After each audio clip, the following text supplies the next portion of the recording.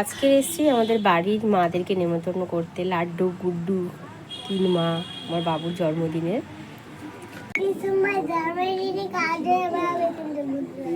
হ্যাঁ মা তোমরা সবাই যাবে। হ্যাঁ মা সবাই যাবে কিন্তু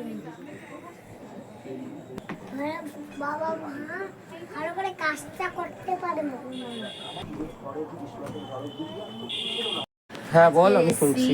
আমার মাদের 3 মাকে নেমন্তন্ন করতে বাবুর নেমন্তন্ন করবো। মারা ছাড়া তো আমার কোনো কাজই হবে না, তা নেমন্তন্ন করবো মাদেরকে বলি যেন আমার ছেলের জন্মদিনটা খুব ভালোভাবে করতে পারি।